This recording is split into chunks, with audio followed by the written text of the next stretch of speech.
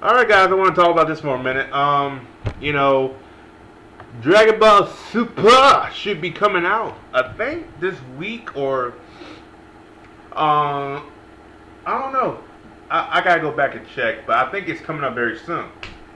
Everybody's question on their mind, they're ready for it, but everybody's question is, I think a lot of us Dragon Ball Z fans, not these DBZ Kai fans, I'm talking about DBZ fans, we really do want Bruce Faulkner's score back for Dragon Ball Z Super.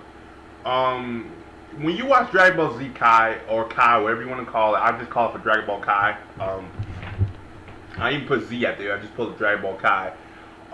It doesn't have that feel of Z. And the reason that Z stands out as one of the most iconic animes of all fucking time, and why it was so well received in America, was the Bruce Faulkner score. I don't care what you say. I don't care if it was the action. It's the Bruce Faulkner score. Dragon Ball Z Kai is a testament to that. It just didn't have the same as Dragon Ball Z did. That Bruce Faulkner score is the main score that made Dragon Ball Z so iconic.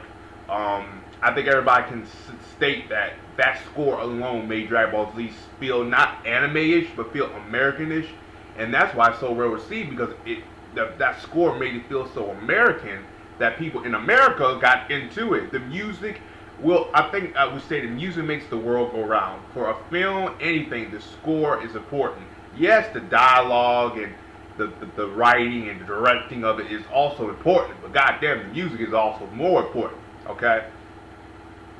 That's why a lot of people, certain movies win awards for music. The movie itself was shit. Sometimes that's my opinion.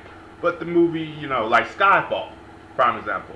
I don't think the movie was shit, but I didn't think it was all that great. But I enjoyed it, but I didn't think it was all that great. But what made the film so great was the music. I ain't gonna lie, that score was amazing. That kept me watching it. Other than that, I just didn't think it was a great movie. That's just my opinion. But we go further on to that. Dragon Ball Z, like the score, Bruce Faulkner's score really made that anime so iconic in America.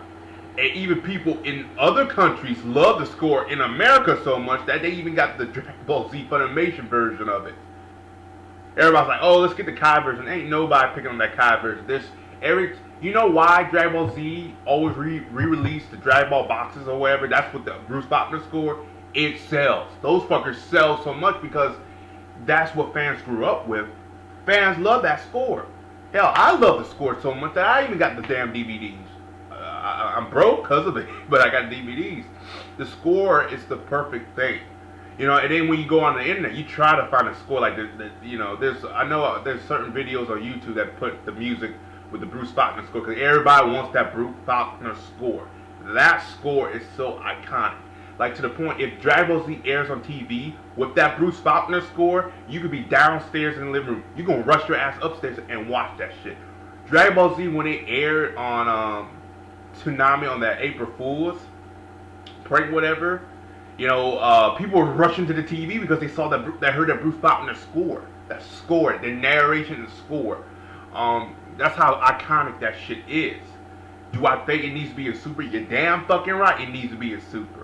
Okay, because Kai is a prime example of how not successful it was. I'm not going to say Kai wasn't very successful. It has its moments, but let's be realistic here with one another. It's not one of those animes that was iconic, that made Dragon Ball Z loved to get by fans. Now, I think they put Dragon Ball Z Kai out first to see how fans will react to it. Fans were happy with it, but the ratings did drop for Dragon Ball Z Kai when the Cell saga was going on because fans already seen it before. They didn't care for it.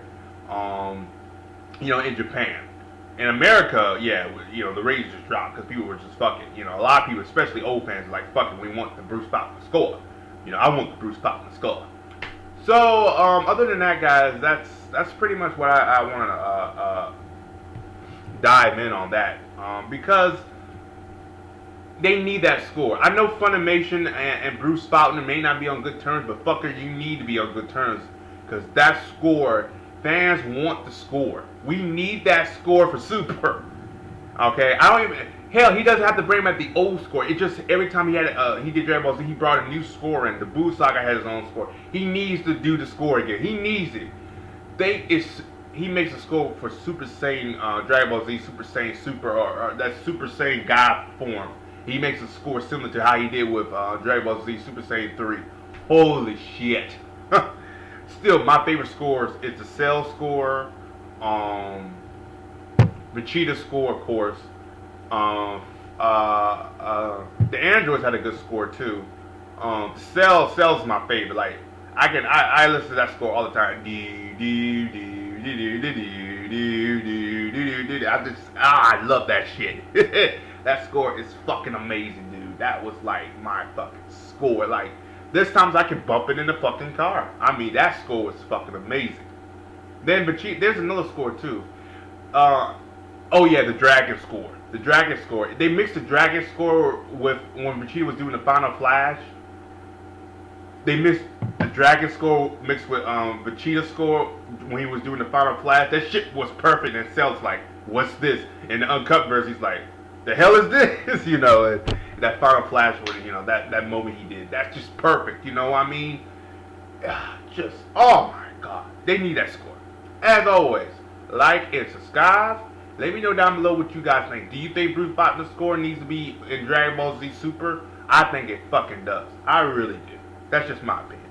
As always, guys, thanks. Have a good day, and I'll talk to you later.